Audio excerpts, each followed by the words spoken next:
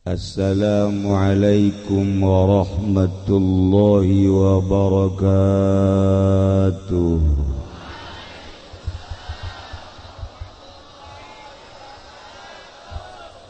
Alhamdulillah, wassalatu wassalamu ala rasulillah Muhammad ibn Abdillah wa ala alihi wa sahbihi wa mawalah, amma ba'd. Faqala Allah ta'ala fil Qur'anil Karim wa huwa asdaqul qailin. Bismillahirrahmanirrahim. Wa dzakir fa inna dzikra tanfa'ul mu'minin. Al-ayat. Langkung tipayun urang sami-sami nyanggakeun puja sinareng puji ka Gusti Allah anu Maha Suci, nu parantos masihan tina rupa-rupa nikmat ka urang sadayana, terutama nikmat anu kacida pisan ageungna nyaeta nikmat iman sinareng Islam. Shalawat sinareng salam mugia dilimpahkeun ka junjunan alam Kangjeng Nabi urang Kangjeng Nabi Muhammad sallallahu alaihi wasallam, katut ka para kaluargina oge ka para sahabat-sahabatna rauh para tabi'in asbat tabi'in al-mukarramun, para alimil ulama, para asatidz, para tokoh masyarakat,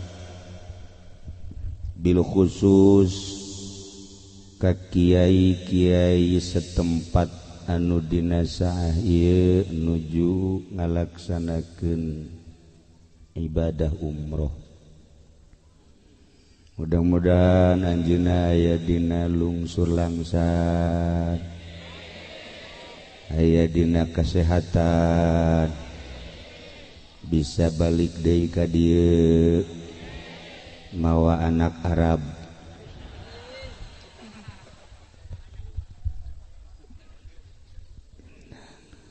Oge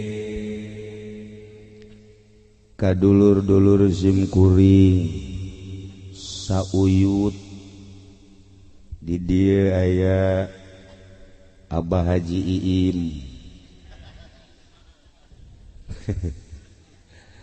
oge aya Abah Haji Asyik, oge aya Kiai Haji Yudi, aya Kiai Haji Zainuddin, terutama Kiai bawaan kula ye Kiai anu geus teu asing deui di planet.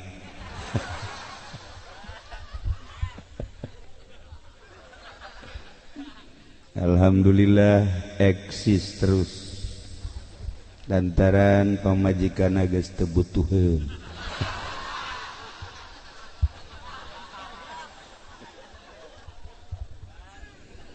Aparatur pemerintahanna, sipilna, militerna, alhamdulillah pertahanan,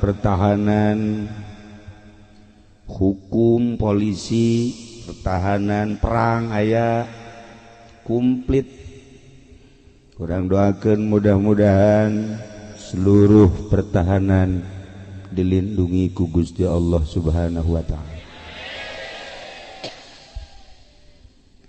Panitia penyelenggara silaturahim dalam rangka walimatul wakirah gunting pita Masjid Ar-Ruhaniyah tukusim kuring dimulyakeun. Hadirin wal hadirat, kaum muslimin wal muslimat rahimakumullah. Kalayan inayah ti Gusti Allah, alhamdulillah menjelang Ramadan ieu sim kuring bisa nyaba ka lembur karuhun kresek ai sugan kulama orangna uwong weh kebek gaya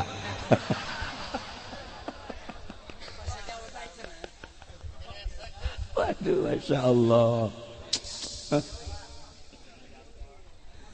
lamun dijujut-jujut karuhun kula di dieu aya cilik wulung dan selanjutnya malah wong iki anak patang balen bumi patang balen 4 kali ka imah encan ditarima moal beges patali jeung bahasa jadi bahasa di dia Jawa jeung kuring mah Sunda Jawa ora iso Inggris oke.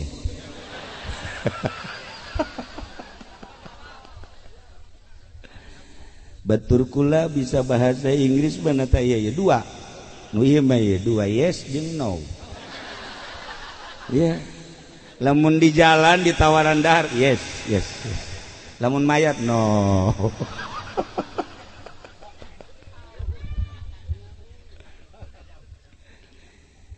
sakali deui alhamdulillah panggih jeung dulur-dulur ternyata orenganan ieu dulur kabeh bahkan ka dieu teh lain deuk nempo bangsa nu kieu lain deuk aya ningali ieu awewe ana yang ayu ora gitu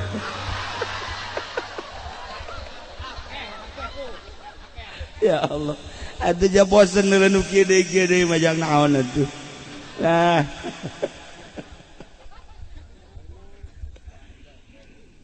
tapi nu jelas mah alhamdulillah dina saeu qalbu urang tertumpu ka satu titik masjid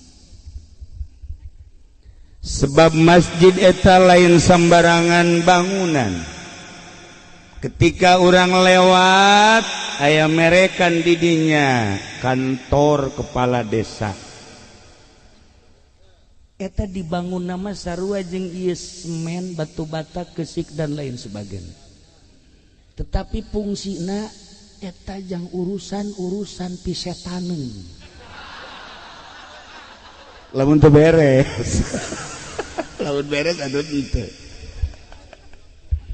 lewat deui urang ka Tangerang aya kantor DPR serem kadengina serem lah kadengina kala luar mangkeluk-mangkelukna beh kenongna sok gede kieu di jerona jurig malulu lamun teh jujur lewat urang ka Kapolsek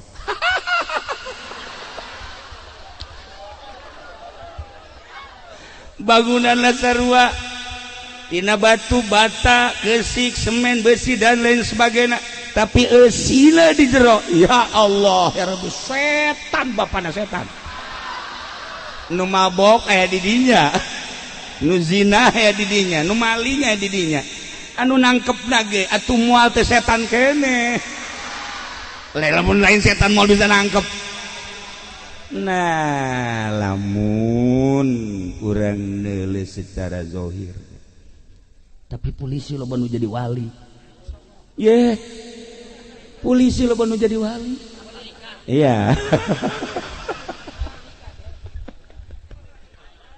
Masya Allah karim lamun ku urang terus diamati setiap nu ku urang ditingali ningali lapangan di dieuna aya gawang di dieu aya gawang woi pasti benak hati urang moal ka mana-mana ieu adalah tempat maca tasbih lain pinter oge dia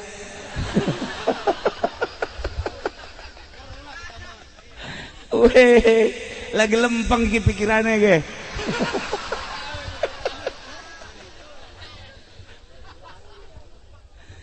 setiap orang ningali kitu bae kajen ku kumaha ge ketika orang ningali pondok pesantren wah iyalah paranti main gaple weh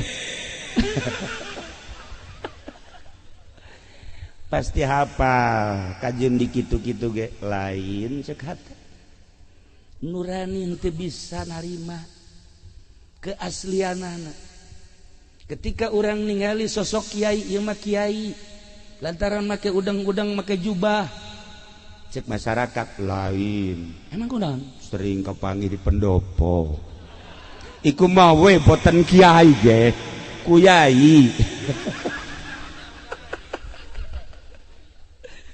walaupun dinya-nya ge lain mata ketika aya pemuda make baju abri wajar ditangkap lantaran penipuan berat eta sebab naon kadeule lempang lagi abri kan rek rek rek masa pemuda make baju abri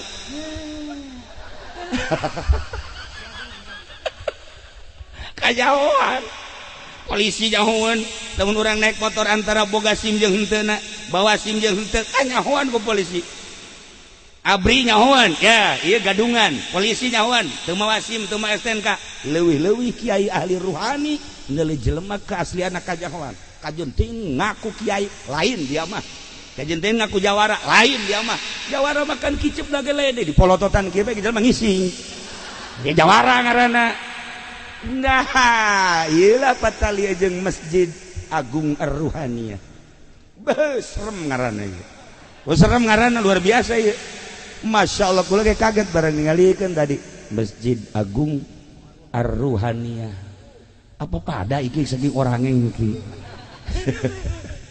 tapi nu jelas memang di masjid mah paranti ngapungkeun ruh paranti ngapungkeun ruh lamun tadi ayat lagi dijelaskan innama ya'muru masajidallah alayah jelema anu rek ngamakmurkeun masjid pasti man amana billah wal yaumil akhir wa qama shalah wa ata zakat Kristen anti ngamakmurkeun masjid ketika nyala ngabangun masjid lain rek ngamakmurkeun masjid penipuan Yahudi moal bisa ngamakmurkeun masjid nu ngamakmurkeun masjid mah man amana billahi wal yaumil akhir Masya Allah ieu urang kabehan ieu man amana billah wal yaumil akhir jelema nu iman ka Allah iman ka yaumil akhir urang ieu kabeh nu aya di dieu mentak bersyukurlah ka Gusti Allah urang jadi jelema nu iman ka Allah iman ka Kangjeng Rasulullah sallallahu alaihi wasallam nu bakal dijamin di akhiratna moal ka mana pasti ka surga. Weh bunga mantep talazum cek ahli mantek mah antara iman jeung Islam mantak dihijikeun Islam jeung iman sebab Islam zahirna iman batinna jadi kudu binutki wabil jinan wabil arkan karak iman anu sempurna ruh bisa ngapung inna dina indallahil Islam sanyana agama nu dipikaridho ku Gusti Allah adalah agama Islam selain Islam teu dipake karidho ku Gusti Allah lamun urang ku hari geus menganut Islam masyaallah henteu sembarangan teh artina eta teh hidayah nu luar biasa loba nu hirup babarengan jeung Kangjeng Nabi Abu Jahal jeung sederetanana tapi teu iman ka Kangjeng Nabi komo Islam urang mah jauh zamanna ka Kangjeng Nabi jauh ruteuna ka Mekah ka Madinah tetapi urang bisa iman bisa Islam Masya Allah lain sembarangan berarti ikan hidayah nyorot ka urang kresek khususon wa umuman mengkonon sih namanya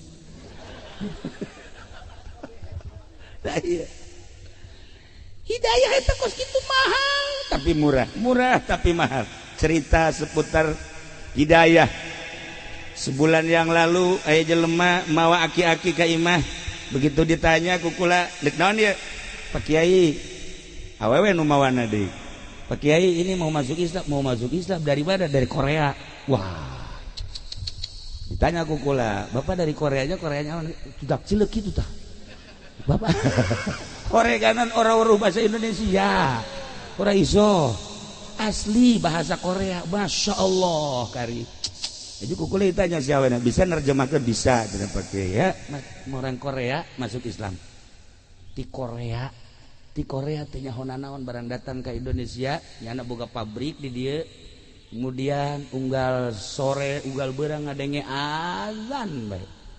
Ke azan di kedeng rajaban, kedeng muludan. Muncak orang mah itu apa sih itu rame-rame begitu?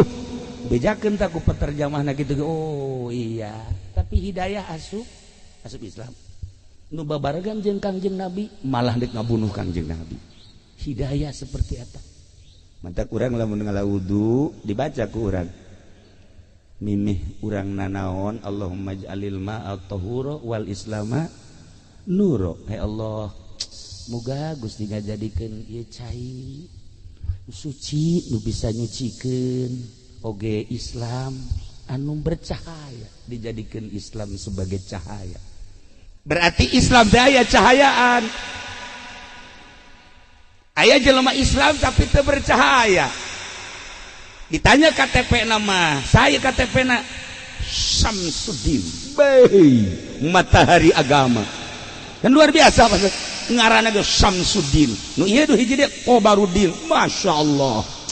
Ini Komarudin bulan agama, yang ini Miftahuddin. Wah, sederetan din. Hebat itu. Luar biasa. Ais ya gawe naon Samsudin. Ulah loba omong. Emang kunaon gitu sih? Ulah loba omong. Goreng bandar koprok. Samsudin kan ngaranna. Teu nyaun pasti teu nyaun. Orangna mriki mah. No, mun kono.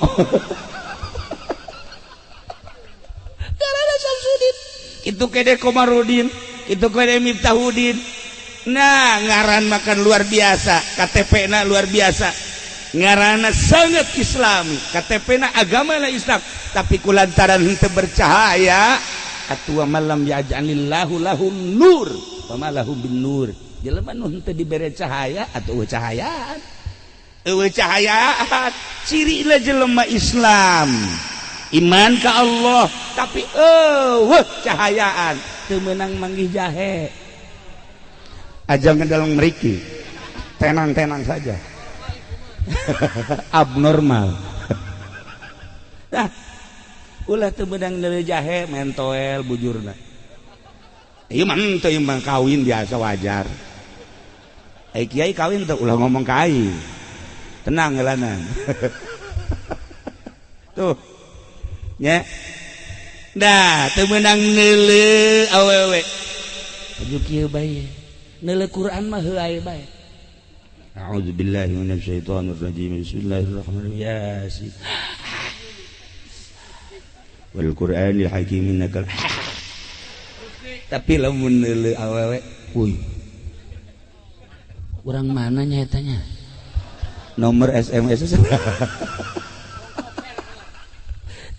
kicep tunduh eta berarti imanna cahayaan, Islamna cahayaan. Wa man lam yaj'alillahu nur famalahu min nur.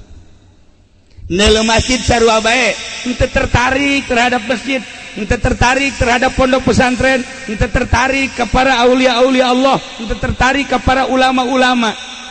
Berarti kan cahayaan. Introspeksi. Urang geus datang ka mana coba ia mencintai sosok ahli Allah. Geus datang ka mana mencintai sosok di luar ahli Allah. Geus datang ka mana nu dipake karesep kurang bangunan-bangunan, apakah bangunan tempat ibadah, apakah bangunan tempat maksiat. Jang pribadi urang masing-masing introspeksi moal ka mana urang engke bakal paeh sarua bae. Cara karuhun-karuhun urang. Kuari urang masih keneh nyebut Kiai Haji Iim Imaduddin, Kiai Haji Asyik, isuk mah pegeto moal kebal deui ila ruhi Haji Im. Ila ruhi Kiai Asyik. Komo ieu mah geus moal kebal jasa ieu mah.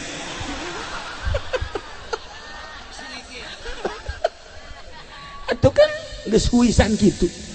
Huis daging geus lain di dieu bae. Ieu di bitis geus huisan. Di dieu ping-ping huisan. Handapeun bujal huisan.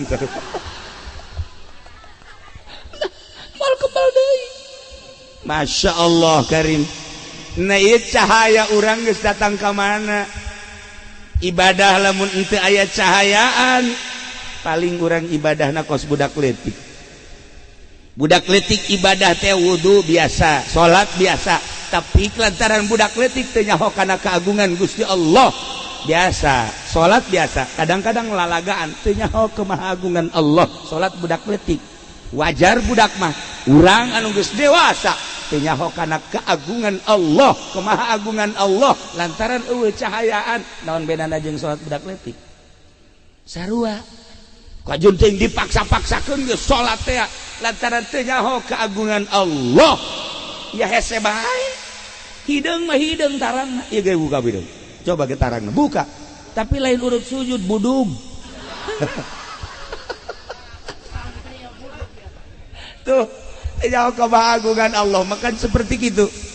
Untuk supaya mencapai pengetahuan kemahagungan Allah sehingga pinuh adab ke masjid aya adab, menghadapi pamajikan aya adab, menghadapi anak aya adab, menghadapi guru aya adab, urang ziarah ke makam Kangjeng Rasulullah sallallahu alaihi wasallam aya adab, di Baitullah aya adab, kemudian di para aulia Allah aya adab, berarti kan aya cahayaan. Nah, inilah pandangan-pandangan manusia menyikapi sesuatu tergantung kumaha kadar SDM diri masing-masing. Coba ge, kuari kieu bae heula dan ulah wa ka Baitullah, ulah wa ka masjid, kakula bae heula kakulai. Urang kakulai. Ieu kan jelema ieu ambaleh ribuan. Neuleuk kakula. Waduh eta ki uci.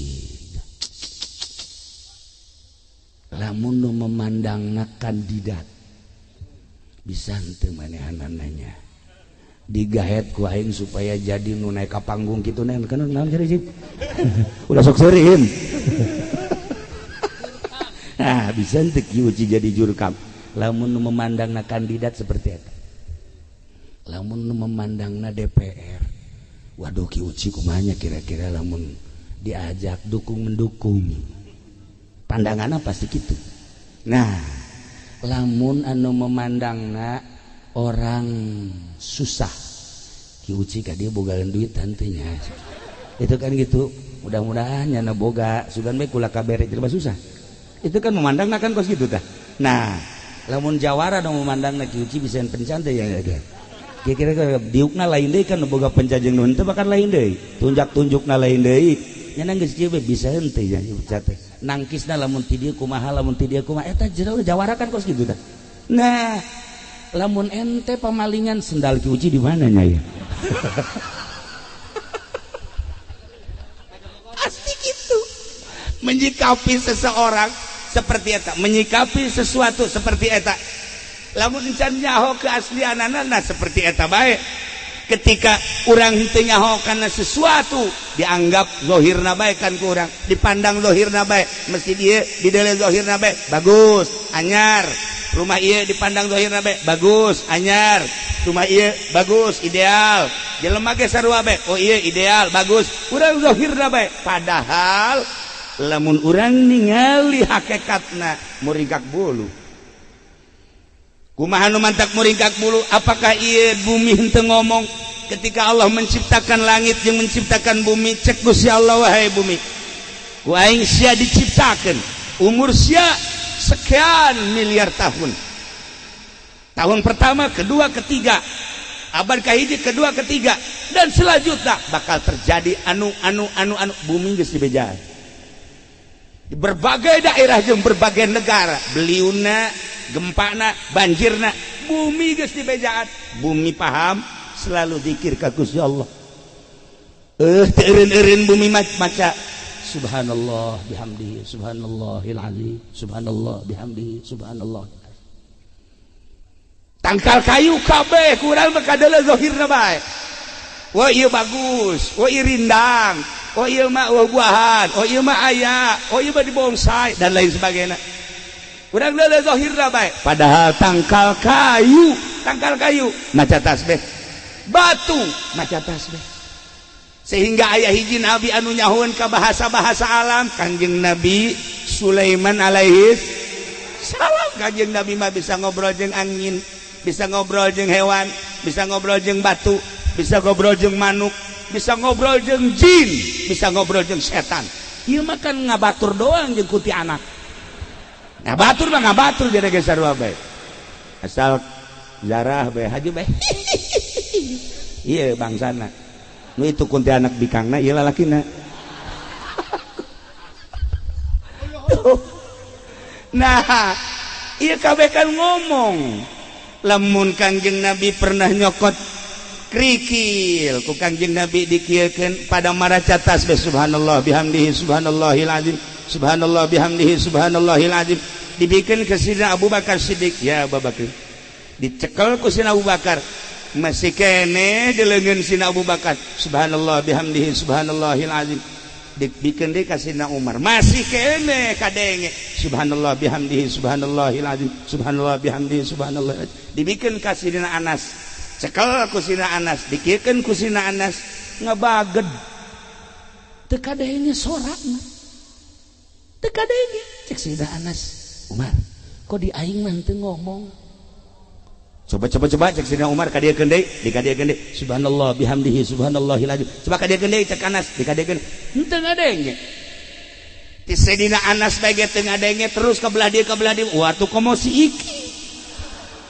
weh atuh moal ngomong atuh masyaallah karim ketika Kangjeng teu damang walas wakila cek sakaul malaikat Jibril ngalayat tapi malaikat Jibril surti mawa korma jeung anggur wakila manusia biasa nu teu bae anu rojehna malaikat Jibril ngarupakeun kidahiyatul kalbi.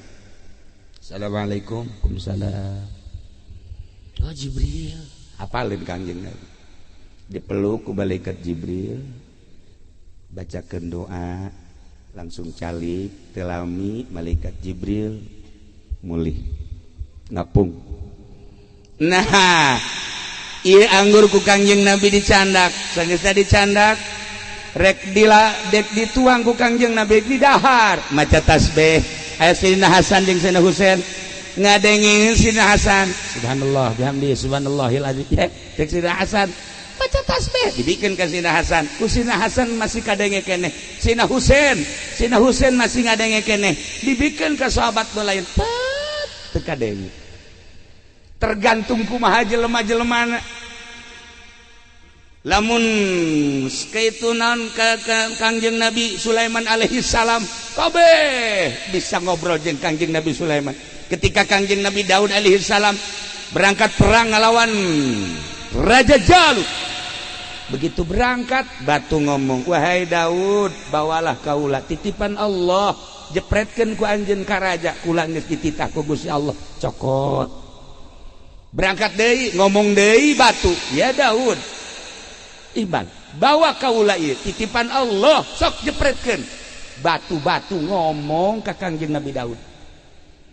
Ieu teh gambaran bahwa kabeh ge ngomong wa in min syai'in illa yusabbihu bihamdi. Kabeh eueun teu mun teu maca tasbih. Nah, jadi ieu kabeh kan ngomong. Urang geus puguh ngomong, hewan kadenge sorana. Nah, ku ayana urang ngomong, ku ayana hewan sasada, maka tidinyalah kahayang-kahayang urang ningkat sehingga Allah na teu kadeuh. Batu datang ke ayeuna, bumi datang ke ayeuna, taneuh eureun-eureun maca tasbih. Nu matak lamun urang lempang di taneuh geus neuleukeun urang we di ka mana sia? Nyahoeun taneuh, di ka mana sia? Komo aju ka orkes aju joget. Aduh, cak tani wong kresek mengkonon. Nyahoeun taneuh eta. Ya Allah ya Rabbi. Ka mana urang lempang taneuh nyahoeun. Nu inggis di akhirat ke taneuh ngomong nukan ticak ku urang jadi saksi urang nyaksian ka mana urang nyaksian gawe naon urang al yauma nakhtimu ala afwahihim wa tukallimuna aydihim wa tashhadu arjuluhum bima kanu yaksibun urang geus teu bisa kukumaha ieu di antara nu bakal jadi saksi taneuh ieu kuari urang diuk ayeuna di dieu ya Allah ya Rabbi bakal jadi saksi mudah-mudahan malam iya urang diuk disaksian ku taneuh dipake karidho ku Gusti Allah Subhanahu wa taala. haha nu paling hebat taneuh nurut de kukumaha ge teu boga kahayang batu nurut teu boga kahayang ku ayana nurut jeung teu boga kahayang istimewa batu jeung taneuh mah ibadahna ka Gusti Allah sebab kumaha Allah bae ketika taneuh diguarkeun dipelakkan kacang ge maca tasbih kacang maca tasbih kacang maca tasbih siapa sendiri maksudnya kacang naon kacang asli ketika ditanam cak taneuh hei kacang ulah boga kahayang sia lamun maca tasbih bae ulah boga kahayang moal tetapi begitu disiram boga kahayang hayang jadi kacang jeung tanaman nu sejen kulantaran boga kahayang jadi ketika boga kahayang poho ka Allah dicarekan ku taneuh etalah kahayang eta ketika gede hayang kembangan ketika gede hayang buahan eta kahayang etalah anu jadi hijab ke Gusti Allah Subhanahu wa taala ketika domba boga sasada jeung boga syahwat leuwih gede hijabna tibatan Allah tibatan kacang jeung tanaman nu sejen nah urang mah kuari urang Masya Allah ieu kahayang teu meunang neuleuh asal neuleuh bae sapatu aya komo neuk lebaran ki asik bae ki asik ieu asal neuleuh sapatu bae hayang teu pantes sebenarnya make samping make sapatu ya bahlul kan tematu tapi hayang bae kan nya eta badeures basi gede sapatu keneh kabelah dieuna motor bagus amat katanya ya Allah motor naon eta beat oh beat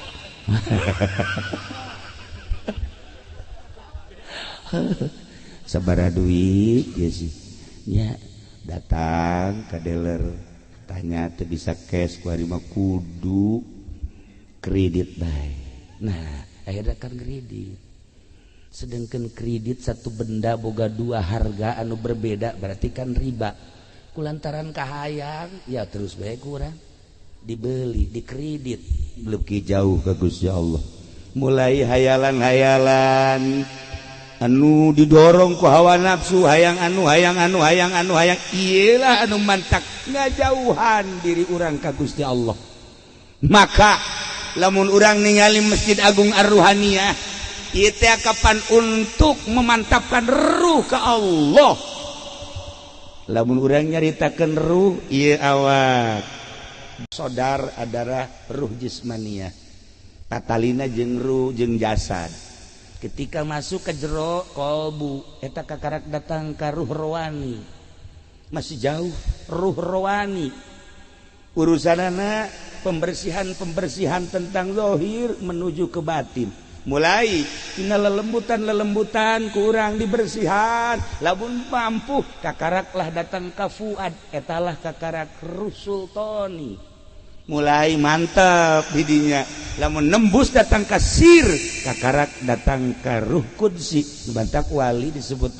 qaddasallahu sirrahul quddisa sirru nulis datang ka dinya dibukakeun hijab ku Gusti Allah salatna anu geus lain salat jasad lain salat jisim tapi salat ruh karak mantap ka Gusti Allah sesuai jeung ngaran masjid Masjid Agung Ar-Ruhaniyah geus ka ditu ge geus teu hayang nanaon jelema ahli ruh mah neuleuh cau teu hayang komo hiji dua mah kecuali sapetik gitu teh hayang para jamaah kaum muslimin wal muslimat rahimakumullah nah ieu masjid cek Gus cek Kangjeng Nabi inna lil masajidi autadan masjid eta ngabogaan manusia nulir teu beda jeung pilar teu beda jeung paku teu beda jeung kancing dina pada kukuhna setiap masjid aya penghuni anu tetepna wajan kukumaha ge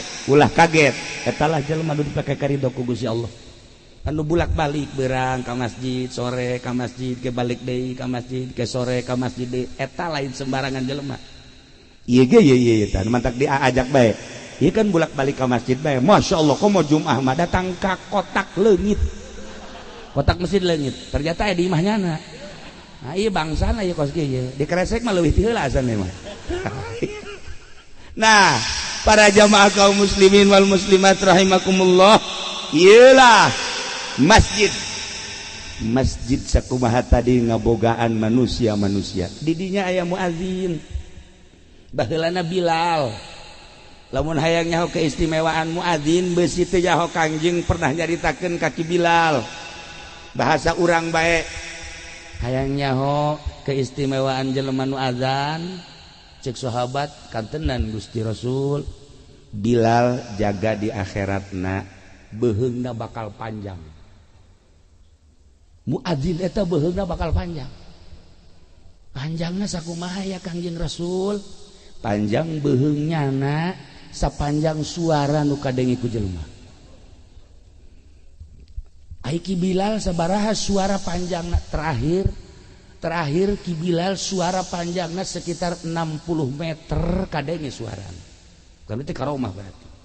Ki Bilal lamun azan di Madinah Allahu akbar 60 kilo kadenge. Tidak kasera. Ieu mah 2 meter lah gitu. Mah 2 meter ieu mah. Suara muadzin datang ke mana? Nah, ieu beheung panjang ke di akhirat. Berarti Ki Bilal paling panjang ke. Mungkin bakal kajauhan tukang adzan muadzin di akhirat ya. Nah, ieu muadzin ulah sambarangan beheungna panjang teh katingali ku kabehan. Triliunan manusia nempo ka jelema tukang adzan beheungna panjang. Kabeh memuji luar biasa jelema tukang adzan di alam dunia na. Boga prioritas cek Kangjeng Nabi nu beheungna panjang cek Gusti Allah langsung menuju surga. Nah, cak tukang adzan teh pan kula adzan ngajak jelema. Kula moal waka datang ka surga lamun encan karumpul nu sok berjamaah jeung kula. Nah, ning masjid iki ana pira uang berjamaah? 700. Subuh. Roro ya. Kiai ge ngebohong lah. Aya duaan lah, muadzin jeung imam. Iya. Imamna paeh, imamna modar. Maot atuh tinggal muadzin doang, muadzin apa masih dijual. Ya Allah. Tah. Iyalah autad termasuk muadzin eta autad. Orang anu kuku istiqomah, imam autad, orang anu kuku istiqomah, ngimaman anu berjamaah istiqomah. Lohor asar maghrib etalah autad. Setiap masjid gabogaan penghuni anu kukuh jangan ramekeun masjid innama ya'muru masajidal man amanat ta eta jelema anu autad. Masyaallah. Inggis urang lamun ningali penghuni masjid ayeuna, masjidna agreng. Tapi nu berjamaah mudah-mudahan di dieu mah kadeuleuna lain deui mah. Kan masjid parah. Haji baturna saha eta di masjid? Al malaikatu julasauhum, malaikat eta batur diukna. Urang lamun cicing di masjid sorangan bae ge ulah kaget. Temantak dina fikih dijelaskeun. Urang salat sorangan, usolli fardhul maghribi salasa rakaatin lillahi ta'ala. Bodoh eta mah jelema. Sorangan lillahi ta'ala ngan sakadarnya hoka fikih doang. Lantaran ditukangeun urang aya malaikat, aya jin ilu geus bae usolli fardhul maghribi salasa rakaat imaman lillahi ta'ala. Allahu akbar sorangan. Imam. Engke ge kadang nya ge makmuman Allahu akbar.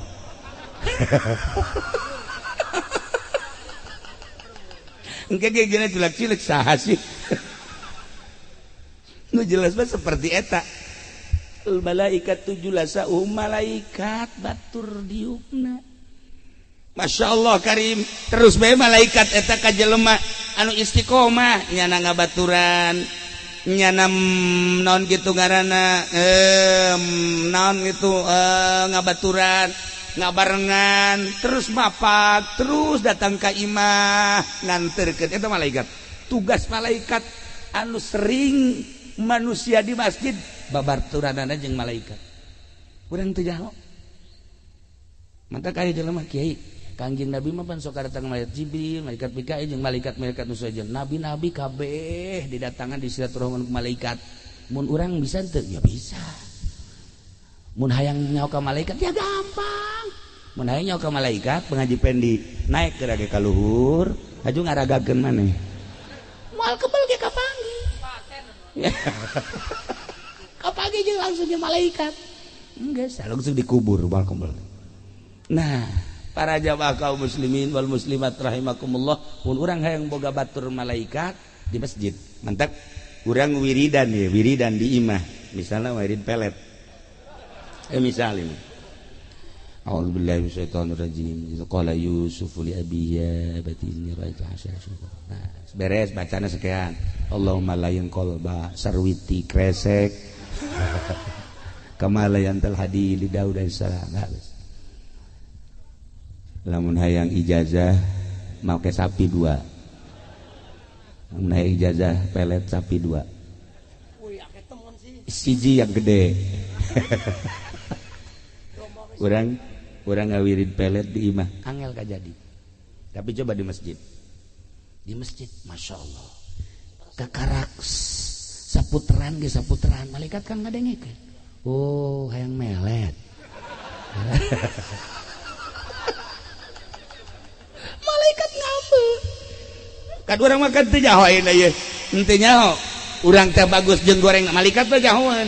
Urang mah neuleuh sosok manusia ganteng, neuleuh sosok manusia lintu, neuleuh sosok manusia jangkung, neuleuh sosok manusia gelis, biasa-biasa bae. Urang kadeuleuh zahirna bae. Kolbuna mah teu nyaho. Ngan sakadar nyaho predikatna bae. Oh ieu teh ustad, oh ieu teh kiai, oh ieu teh santri, oh ieu teh bupati, oh ieu teh polisi dan lain sebagainya. Henteu nyahoeun ka kolbuna. Malaikat mah kan nyahoeun. Sebab naon kaembeukeun ku malaikat. Lamun imanna bagus murni aya cahayaan seungit nambahan kaki imat setengah seungit ya asik aya masih aya lah seungit cetik lah mereka dia malaikat utah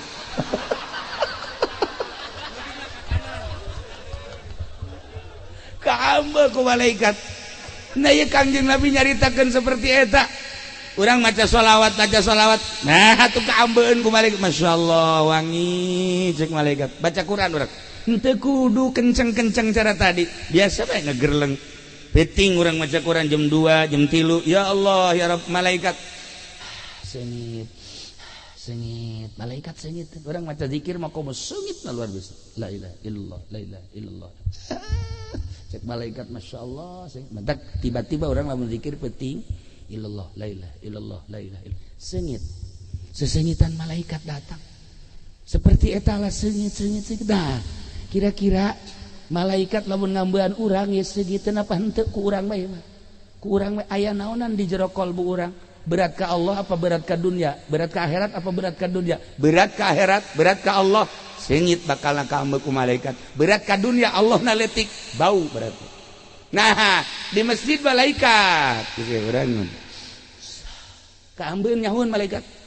Komo urang ngadoa sama Allahumma layin qalba sarwiti kresek kulon. Kamalan. Cek malaikat ya tenang. Malaikat sarwitina keur sare beki dihudakeun ku malaikat. Ditiup ku malaikat. Udin. Itu malah di masjid. Tiba mah angel di masjid mah cepet. Mentak lamun kuran wirid masjid. Datang orang jam 1 poekan geus, tutup kabeh lawang geus. Sorangan geus urang dinya hayang nyaho sebagai. Mulai geus kadenge nu leumpang segala naon. Wah, iya malaikat apa jurig ya.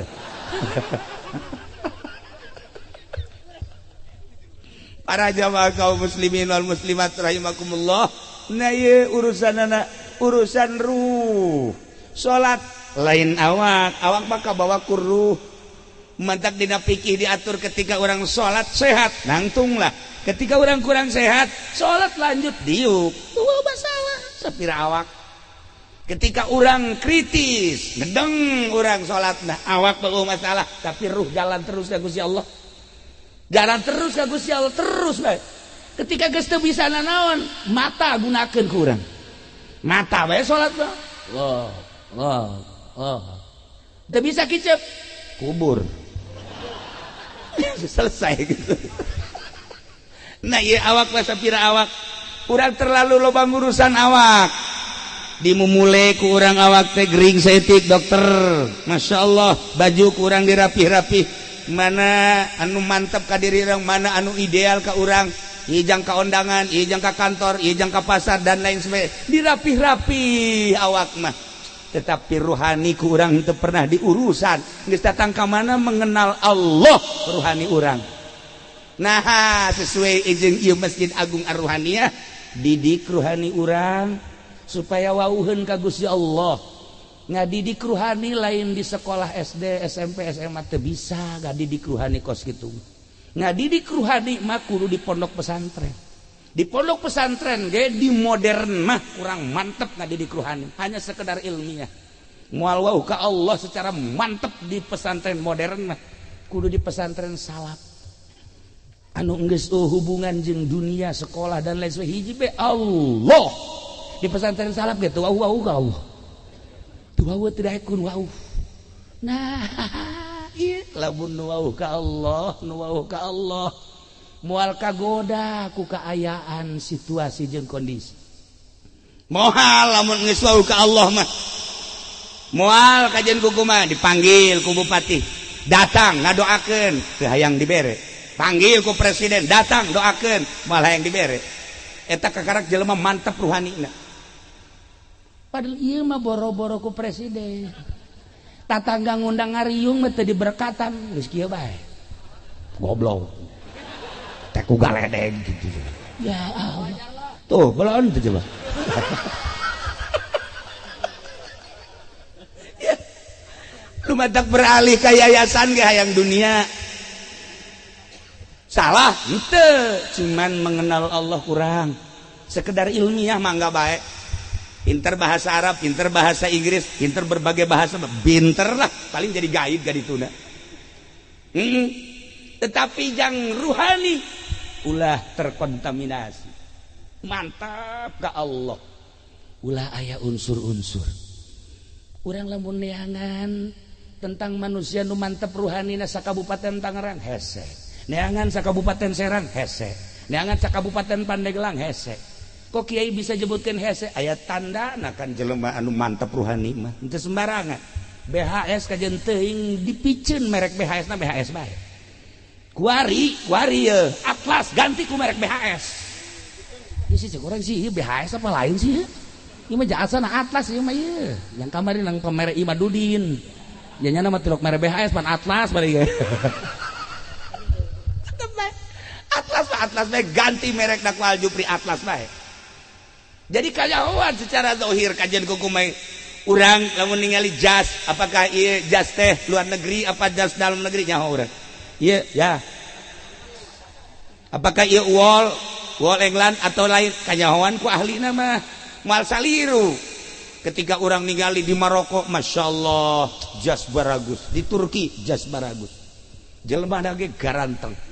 Ketika ke Amerika Turki ke Maroko ya Allah ya Rabbi Maroko eta julukanana sejuta wali di benak hati keula pasti Maroko harideung sebab Afrika Pak begitu datang ke Maroko hideung pasti wah kajian kuku mah bool seng mah ya benak hati teh kon kitu barang datang ke Maroko ya Allah garilis karesep marancung irungna paruti ya Allah ya ieu mah Maroko garilis ya Allah horenganan Maroko Utara mah garilis gelis nu jore begitu menang 6 hari langsung ke Turki dek balik iya mah embung balik ya maji embung kula macana yang di dia bae emang betah jasa loba nu gelis maksudna kurang atuh betah jasa cenah jagana bogoh heuy maji Mang Haji bogoh ituna bogoh henteu ka Mang Haji kakarak sadar ya heuh nya anu bogoheun ka modal kos kieu sih atuh mantap haji balik atuh balik cek jana teh balik teh di Maroko sejuta wali julukanana aya makom-makom masyaallah urang barang datang ka ditu anu sok dibacaan kitabna ternyata makomna loba di Maroko urang maca Jurumiyah son haji di Maroko, urang maca tafsiratul hakam di Maroko makamna, masya Allah, urang maca dalail Imam Jazuli di Maroko makamna. Ketika urang kitu bertoriko Idrisiyah Maroko di itu makom Imam Idris dan lain-lain sebagainya. Ieu Maroko julukanana negara sejuta wali, ahli-ahli ruhani loba di Maroko. Ningali zohirna mah biasa bae negara teh, tapi di jerona luar biasa. Dek guguru toriko sok ka Maroko, dek guguru toriko tuh ka Uzbekistan. Di Maroko aya jalan di dieu teh. Torik Maulana Yusuf. Kula nanyakeun Yusuf mana ieu kan aya Yusuf Raja di Maroko. Ternyata aya dua jalan nu di kota, jalan Maulana Yusuf Raja, nu di pinggir ba jalan Maulana Yusuf Banten. Masya Allah, orang karuhun urang aya di ditu. Di Maroko, di sababaraha negara aya makom, aya jalan-jalan Bung Karno. Geus puguh di Uzbekistan mah nu menemukan makam Bung Karno ge, makam Imam Bukhari Bung Karno. Ikan lain lalagaan. Nah, ahli-ahli ruhani emang kumaha gitu ye, ahli ruhani mah urang lamun nyaritakeun Syekh Maulana Mansuruddin karuhun urang eta tim sumur Zam-Zam nya nama kahandap berangkat cel di Banten. Masya Allah, di Mekah ka Banten lewat sumur Zam-Zam. Babacaanna seetik la ilaha illallahul jalilul akbar eta bae babacaan. Wah, ulah sampaikan yang sabaraha kali diwirid moal ku dia. Lamun Syekh itu Syarif Hidayatullah, Syekh Syarif Hidayatullah hiber ka Banten, set kieu hiber ta Syekh Syarif Hidayatullah macana eta la ilaha illallahul jalilul akbar, aya katerusan di antarana eta hiber sampailah ka Banten. Tah ieu nyoba-nyoba ye, nyoba-nyoba nurutan Syekh Mansur, cek nya coba ieu la ilaha illallahul jalilul akbar terus ka sumur. Mun teu ditulungan ku anakna isdet. Enggak untung aya anakna bae bapak. Kok enggak timbul-timbul sih? Orenganan kelem. Babacaanna nama akur la ilaha illallahul jalilul akbar nu dibaca ku Syekh Mansuruddin eta, nu dibaca ku Syekh Syarif Hidayatullah eta, nu dibaca ku Syekh Asnawi eta, nu dibaca ku Syekh Abdul Karim anu hiber ti Mekah kacaringin eta. Dibaca ku eta mah haliber, baca ku ieu kelem. Babacaan nama eta bae tapi ruhna nu berbeda. Ruhna nu berbeda. Lamun Imam Ibrahim Al-Khurasan ketika hendak dibere ku raja hadiah, dibere ku raja dirham sakitu lobana dinar. Ceriknya begitu cerik tunggu tuan raja kaula dek ngalawudu heula. Ngalawudu kan di sumur. Begitu ngalawudu cai jadi mutiara kabeh. Ember nu paranti nimbana jadi emas. Dibuka ku Ibrahim Al-Khurasan dibawa ke tuan raja. Hadiah ti tuan raja sabaraha dinar sabaraha dirham dibandingkeun jeung ieu mahalan mana? Waduh cak tuan raja. Nah ku aya sakitu bawa deui hadiah kula mah teu perlu ge ruh ka Allah. Jak naon dunia. Nah dibikin pikeun deui ka subur. Ya Allah. Lamun aya deui eta Imam Bahauddin An-Naqsabandi. Imam Bahauddin An-Naqsabandi di Uzbekistan nu kula zarah ka ditu Naqsabandiyah. Kumaha eta kaistimewaanna? Nya namakan tukang macul. Bantak wali-wali loba tukang macul ka di dieu. Urang lamun nyarita di Kresek aya Mbah Umar Rancalang, Ki Astari dan sederetan ka dituna lamun dicaritakeun ahli-ahli Allah. Yehe, atuh geus dicekel naon bae jadi emas. Nah, Imam Bahauddin mah macul trek doa, macul trek doa. Satu ketika raja mere hadiah, ceurik nya. Kulantaran nungguan di huma dipacul ku Imam Bahauddin. Plek taneuh jadi emas, bikin ka raja. Mahalan mana raja pamere raja jeung ieu isin kan raja teu butuh kula mah. Raja balik embungin ahli ruhani makana dunia teu hayang urang nyaho ka kitu awewe teh wali adawiyah saha tuh Rabi'atul Adawiyah sanggesta anjeunana terus bae ibadah ka Gusti Allah dek dibangunkeun kan ku raja saat eta ceurik nya mambung dipaksa ku raja dek dibangun lantaran keistimewaanna pohara loba nu menta doa ka nyana berbagai lapisan masyarakat handap menengah dan masyarakat elit tetap menta doana manjurna luar biasa dek dibangunkeun kan ku raja ceurik nya sagesa ceurik tuan raja dititah ka jero raja ka dieu buka coba kasur kula dibuka kasur masya Allah emas lempengan besi hayat tuan ruja bawa kula mah teu hayat Rubiatul Adawiyah awewe jadi waliatullah tuh hajupannya nama lamun masak ngan ditepak doang lu teh Rubiah mah ieu hau ieu kitu naon kitu ngaranna beas ditepak doang hau pang asakeun seuneu aya sorangan ke lamun geus asak pareum sorangan urang mun bosa kos kitu mantap jasa urang ahli ruhani mah seperti eta ya Allah ya Rabbi keistimewaan ahli ruhani ikir carita du di luar negeri geus puguh Tan Syekh Abdul Qadir geus puguh Syekh itu naon kitu Abu Hasan As-Sadili di urang ge loba luar biasa ahli Allah mah ruhani mah seperti kos kitu. Nah, geus moal kagoda kuna naon. Kula sok boga dongeng ti Jalaluddin Rumi teh. Kamari kan ka Turki kakonya zarah ka Imam Jalaluddin Rumi. Di antarana nyana boga dongeng kan kieu. Aya kalong pasini. Cakalong aing tenang cicing di dieu ngeunaheun ngagantung di tangkal ieu ngeunaheun tenang kalong kieu bae angin nyana neuleuh kalong cak angin beliun angin topan angin sepoi-sepoi angin coba goda ku sia kena ragak tak coba kalong tak bangun tenangin amat cekin eta coba tiup cak angin belium sakit tapi rakos gitu coba dibuktikan ku angin wang muter angin kalong neuleuh wah angin nyekelan nya angin beuki kencang log wah nyekelan dikencengkeun ku angin set datang ke sesuai perjanjian 10 menit tetap baik teger waduh cak angin beliun kuat kalau coba siap topan kecil sepira eta teu imah ge kuing runtuh komo kalong ayo coba mulai seset wah ieu angin topan cak nya kelandeng nya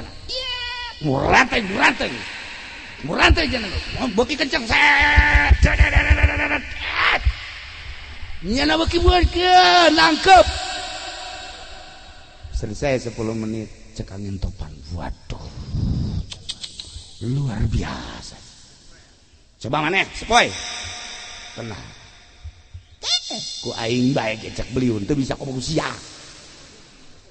lain kitu ye ku aing kalong ke rumah jana lap-lapan getiup ku angin sepoi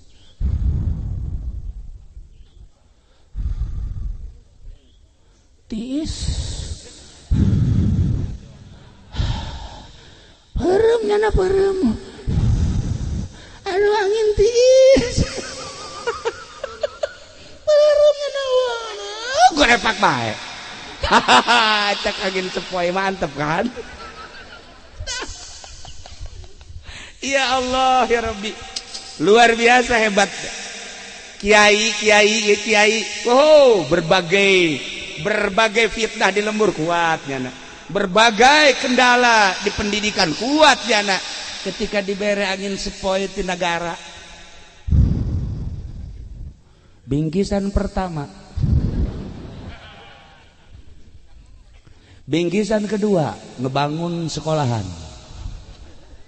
bingkisan ketiga ngebangun majelis taklim beserta pakai kawin deui setik.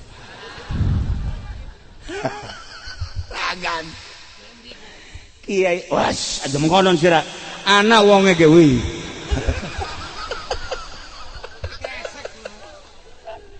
ieu lain sepoi teh hancur kajian kumaha ge nek menuju Allah ruhani gagal. Tuh di DPR sabaraha jelema anu talar Quran, di MPR sabaraha anu talar Quran, salah satu menteri anu talar Quran aya, bahkan anu geus diborgol ge, kula nyaho jasa, wau kula dada bebeja ka kula, talar Quran, talar Bukhari malah diborgol. Selesai ruhanina nu eueuh. Nah iyalah untuk menata ruhani itu sembarangan. Itulah para jamaah kaum muslimin wal muslimat rahimakumullah. Ukur diri urang geus datang ka mana? Geus datang ke mana? Ulah kehalangan ku urang jadi PNS, ulah kehalangan urang jadi guru, ulah kehalangan urang jadi petani, ulah kehalangan urang jadi pedagang, ulah kehalangan urang jadi polisi, ulah kehalangan urang jadi abri, ulah kehalangan urang jadi kiai, ulah kehalangan urang jadi abri atau urang awewe. Ruhani mah tetep bae hubunganna urang jeung Allah. Profesi urang terserah di mana bae, tata ruhani urang sesuai jeung ngaran masjid, Masjid Agung Ar-Ruhaniyah. Ulangan ngarana bae mudah-mudahan urang malam ieu tertata ruhani urang sehingga bisa benta dengan cahaya Islam nu sakumaha tadi dicaritakeun. Lamun Islam urang geus cahayaan, iman urang geus cahayaan, katempo akhirat urang diuk di masjid akhirat nu katempo, urang diuk di sekolahan akhirat nu katempo, urang diuk di kantor akhirat nu katempo. Urang diuk di majlis taklim akhirat nu katempo, diuk di sawah akhirat nu katempo. Wali-wali Allah di Uzbekistan 90% petani. Wali-wali Allah di Maroko 90% pedagang. Wali-wali Allah di urang mayoritas di urang mah kiai. Beda-beda negara raja, di urang raja. Namun Syekh Syarif Hidayatullah raja jadi wali. Raden Fatah Raja jadi wali, Raden Rohmat jadi wali, Syekh Maulana Hasanuddin Bantan Raja wali. Ulah diijikeun ulah Raja wali. Sia eta mah pagaweanna. Syekh Yusuf Raja wali dan sederetan raja-raja tertata ruhani. Jadi lamun ruhanina cager ngeunaheun urang. Urang boga pamajikan ruhanina sehat, nikmat. Kak mal kebelikan orang maut kak, iya coba tuh kak jagagah kakak mah dunia aya mobil boga kuari usaha eker kula marido lamun kakak kawin deh, masya Allah ya Allah ya eta ruhanina cager eta ruhanina aju salakina deui cager ruhanina neng selama neng produktif moal kakak moal nyandung kajian kukumaha emang kunaon kak jadi titapun ku Kangjeng Rasul neng dunia moal aya geus tangke bae di akhirat neng henteu hayang kakak mah kajian kukumaha selama neng masih kene eksis produktif teu kurang tah kan calalager kabehan masya Allah kan geus ka situ mah main pelukan nya tuh main pelukan mangkana aki-aki jeung ini Pak kadeulepan ku incuna wa kunti anak keur naraon ya. Para jamaah kaum muslimin wal muslimat rahimakumullah, menata badan gampang, ndek hayang jadi naon mode urang gampang silakan sok urang asup ka toko ndek hayang jadi model mana urang hayang model penyanyi Amerika Mick Jagger gampang gampang moal urang ndek hayang jadi penyanyi Inggris The Beatles tuh John Lennon gampang sok geura ndek kumaha ndek ala Maradona bae asup ka toko make kaos nomor 10 Maradona gampang ndek hayang jadi kiai urang asup ka toko di sorbanan jadi kiai Iim gampang zahir mah gampang tapi kolbu batu bisa dirobah-robah teu bisa dibohongan aing sinaon aslina hanya diri urang nu nyaho ka diri urang sorangan geus datang ka mana diri urang mengenal Allah hanya diri urang.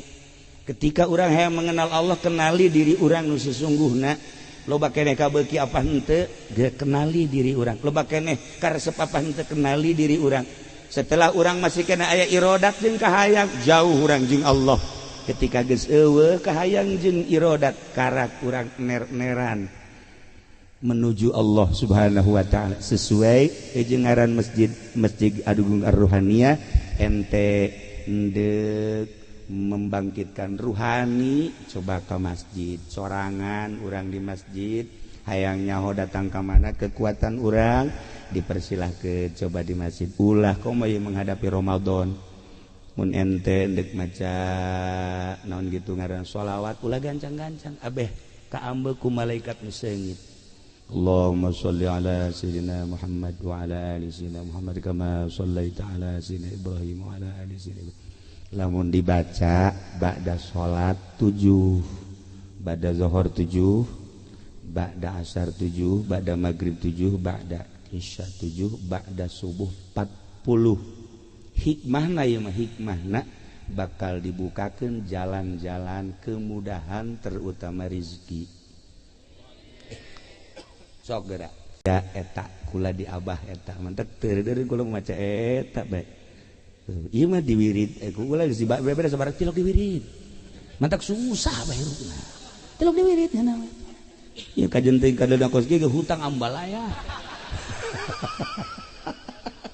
tilok diwirid nah maka supaya aya naon gitu ngaranna titi mangsana tata ruhani urang mulai kamana coba neangan ahli ruhani jangan lempeng-lempengkeun ruh supaya mengenal Allah moal bisa ku sorangan moal bisa wajen kuku mage moal bisa tetep kudu datang ka ahlina urang hayang boga pencabai ulah-ulah ruhani hayang boga pencabai kudu ka guruna ngajotosna apa kieu atuh apa kieu atuh ai kieu mah lain pencat mah kos kitu mah minuman teh naon karah tuh siapa nyaho bae Kiai Ongko nyoka ekstra jos nah eta atuh gajotos ge nangkis kitu sarua bae encan soal wirid-wirid dan nu lainna kudu boga guru komo lamun urang ningali abri mah bae bangga urang kabarikan aya danrem ka imah kemudian aya dan apa namanya dandim ka imah kula ngobrol deuk aya nu datang ka imah ke jangan dulu nanti aja kula ngobrolkan seputar peperangan ditanya aku kula Indonesia kalau melawan Malaysia gampang Indonesia kalau melawan Australia kayak Indonesia kalau melawan Amerika seuringana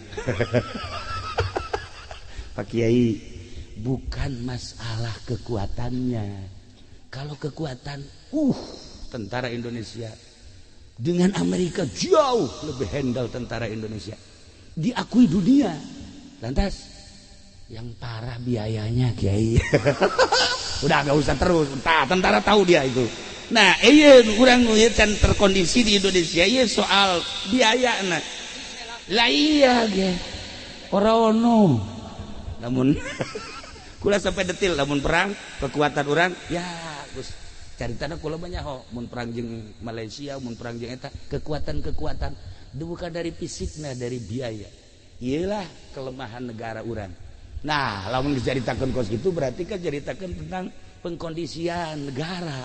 Urang kudu nyaho di zaman Bung Karno kumaha, zaman Pak Harto kumaha, zaman kitu Gus Dur kumaha, zaman Megawati, zaman Gus Dur. Kemudian ayeuna SBY kamari wari urang nu bisa ngarasakeun jeung kaharep bakal kumaha baca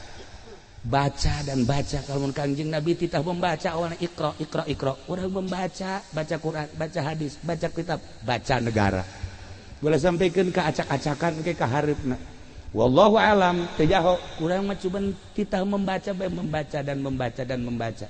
ulah haju urang tadi sakumaha ditiup ku angin sepoi-sepoi haju kieu bae tak dipanggil ku bupati bae berapa sih pemberian bupati?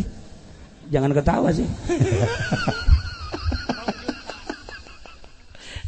Cilik iku. Lah iyalah, urang ulah tersepoi-sepoi ku nu segara itu. Bangkitkan semangat juang urang di bidang masing-masing, ulah terkontaminasi supaya bangsa jeung negara urang terangkat ku urang kabehan sebagai rakyat, ibu pertiwi urang ulah kena sare supaya bentak urang nu ngabentak kena urang nu maju kena urang nu ngamahmur kena sebab urang bangsa urang pernah ayat satu bangsa ketika diserang ku negara batur kudu ditinggalkan. Apapun yang terjadi, unggal negara pasti taruhan nyawa.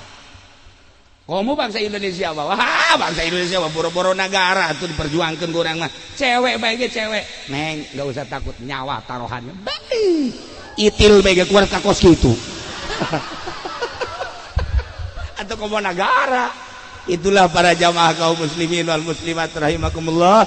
Sakali deui malam ieu urang kumpul di dieu dalam rangka silaturahmi sekaligus walimatul wakirah, tertanda bahwa Masjid Agung Ar-Ruhaniyah telah selesai dibangun, insyaallah dengan DKM yang ada di sebelah kiri saya berikut ini, dan menelan biaya sekitar 1,5 tanpa ada bangunan sumbangan dari luar, ada donatur khusus dan selain daripada masyarakat. Sebab ieu masjid lain sekedar masjid dunia, di akhirat engke bakal jadi kapal. Saat orang kresek engke ditimbang amal, begitu ditimbang garoreng amalna sebagian deka neraka embung, deka sorga teu datang. Kan riweuh eta kos kitu. Iya, nu lain-lain geus baragus, kiai geus ka salorga, ustad geus ka salorga, santri geus ka sorga. Icak malaikat iki saking endi sih? Kresek. Arep endi sih ra? Arep sorga. Wih, angkat surga. Ora ana jebatane. Ora kedeleng. Atuh ieu mah beureun neraka, we panas ge. Sia mah kumaha cek malaikat ieu? Ka sorga teu kadeuleu, ieu jembatana ka neraka embung. Bah, kok enggak diseret ulah malaikat. Nunggu kapal. Kapal naon? Kapal Agung Ar-Ruhaniyah. Wow. Emang saya nyumbang? Nyumbang. Berduit 10.000. Ya. Atuh 10.000 masih mah ieu ragam. Aya catatanana kan? Aya catatanana di malaikat. Yang 100 juta masuk. 550 juta masuk. 10 juta masuk, 5 juta masuk, 1 juta masuk, 500 sudah hampir pintu, ya 100.000, ya, nggak sisi ya tadi, 10.000 muntareng sia, ya Allah ya Rabb, berangkat kapal, masya Allah, cak nu 10.000 panas, panas kayak kajen, cak di tengah asal datang baik. Tapi geheng asal aing ya. Waduh, ya supirna ya nyana teh supir. Muadzin kemeh. Berangkat der lamun mulus kapal tanpa aya biaya di pemerintah aman sampai surga. Tapi datang ke pertengahan bocor. Iya bocor. Woi, bocor kapal. Coba periksa. Periksa kekabehan periksa. Wow, duit di bupati. Sumbangan di bupati bocor. 100% bocor. Ulah dikira. Lamun Tuan Syabdul Qadir pernah diberi apel, tidak yakin ngadahar dipaksa. Embungan dipaksa 3 kali, cekel, pencet jadi getih. Eta di zaman baheula, komo di zaman ayeuna. Zaman baheula zaman adil. Zaman adil. Lamun Imam Bahaudin dibere sate, ketika dibere sate nyana senyum-senyum. Kuraja dibere sate nyana senyum-senyum. Dipaksa titah ngadahar senyum nyana. Dipaksa titah ngadahar embungeun. Ketika dipaksa bae dicekel ku nyana sate. Begitu di sate ada kabar sate hayam. Sate hayam cekel diangkat. Minta ka Gusti Allah, wahai hayam, supaya maneh hirup, hirup deui. Sanggeusna hirup ditanya, hayam. Ku waliullah mah hayam bisa ditanya. Anjeun mencitna bener apa henteu? Kula mah bangke cak hayam. Bangke bisa ngomong. Di zaman baheula seperti kos karar itu. Sengaja. Nah, lamun ieu masjid eueuh sumbangan ti pemerintah dipakena ngeunaheun moal nundutan bae. Lamun kadeleuna ieu jamaah nundutan bae, berarti ieu nu gantung ieu PDKM nya. Nah, iya, si ada sebab ieu di akhirat bocor bakal. Aya teh. Ada Atuh sih mau lebih banyak nah iya sih ada kayak bakal kebocoran tapi mudah-mudahan introspeksi benahi ke urang hati-hati ya Allah ya Rabb kula sering dongeng hiji deui dongeng nini di Mesir baheula kabita ngadenge tentang ganjaran ngabangun masjid Masya Allah luar biasa susah jasa nini datang ka panitia nih cek nini panitia kalau mah bisa nyumbang nanon susah salaki geus teu boga anak susah incu susah ieu bae boga paku hiji pangnempelkeun di masjid lah nini sapira paku hiji cendeun henteu pangnempelkeun alah sapira paku hiji atuh tempelkeun hayang kadeuleu ku mata tempelkeun ku cenah dihareup buah beres geus balik nini alhamdulillah ya rabbil alamin eta manfaatna gede eta paku baheula makan aya aki-aki ka masjid kolor diteuneun di dinya eta baheula mah kos kitu eta atuh lamun najis mah kan udah dibawa ka masjid mah dibawa bae wong kresek ku gendeng niku mengkonon ge aya naon bae baju kotor teuneun di dinya tas kotor teuneun di dinya dan lain-lain sebagainya nini paeh kasimpulanana geus maot nini kaimpi teu bagus amal-amalna timbang salat teu bagus timbang puasa teu bagus timbang zakat kitu keneh timbang haji kurang bagus akhirna bisna keputusanana mesti ke neraka ini ceuri ka neraka dibawa begitu dik diasupkeun ka neraka paku datang wang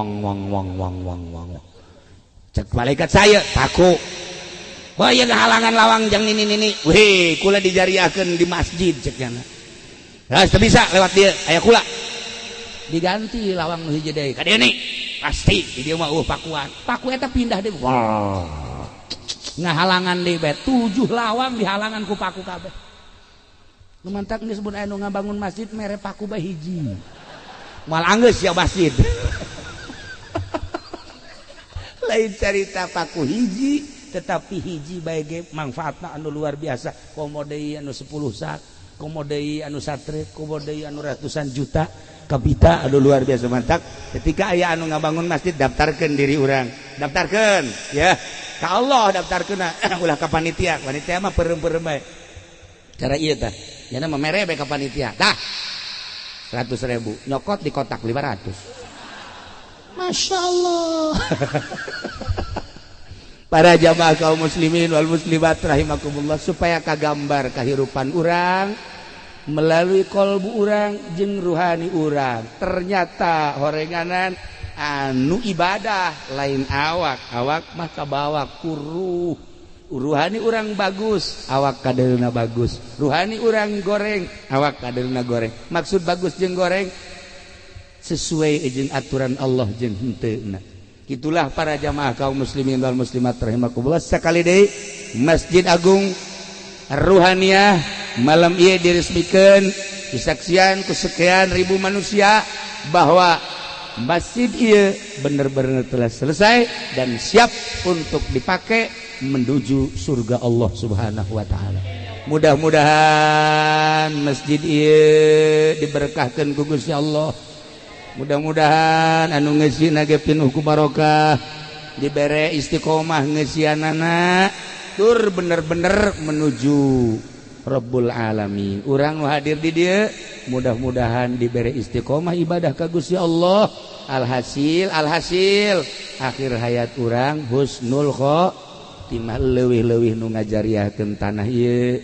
Ki Haji Abdul Ghani di dieu ge aya keluargana anu dianggap awal nama ieu teh masjid keluarga, tapi ternyata setelah kitu konfirmasi ieu naon kitu ngaran masjid ternyata masjid umum dibangunlah oleh salah seorang warga dulur kula. Nah ieu alhamdulillahirabbil alamin terwujudlah masjid anu sakieu megah, masjid anu sakieu luar biasa, masjid anu sakieu menterengna. Mudah-mudahan kemegahan kementerengan masjid supaya jadikan mentereng ruhani urang, cekas ruhani urang sehingga betul-betul mengenal Allah Subhanahu wa taala. Yuk kita sama-sama mengenal Allah, di mana bae urang posisi jadi naon bae ulah kehalangan ku predikat-predikat ieu mah sakadar zahir, ruhani urang mah tetep ka Allah Subhanahu wa taala. Sakitu bae pihatur ti sim kuring, hapunten tina samudaya kalepatan sareng kakiranganana. Yuk urang ngadoa Allahumma shalli wa sallim ala sayyidina Muhammadin fil awwalin wal akhirin, barik wa sallim wa radhiyallahu ta'ala an sadatina ashabi sayyidina Rasulillah ajma'in. Amin ya Allah ya rabbal alamin. Allahumma arham ummat sayyidina Muhammad, Allahumma ajbur ummat sayyidina Muhammad, Allahumma aslih ummat sayyidina Muhammad, Allahumma farrij an ummati sayyidina Muhammadin sallallahu alaihi wasallam. Allahumma anfa'na bima 'allamtana wa 'allimna ma yanfa'una wa zidna ilman wa yaqinan wa zidna ilman wa yaqinan wa zidna ilman wa yaqinan. Walhamdulillahi ala kulli hal wa na'udzu billahi min kulli hali ahli an-nar. Rabbana taqabbal minna innaka antas samiul alim wa tub 'alaina innaka antat tawwabur rahim. Sallallahu ala sayyidina Muhammad wa ala alihi wa sahbihi wasallam. Subhana rabbika rabbil izzati amma yasifun wa salamun alal mursalin walhamdulillahi rabbil alamin.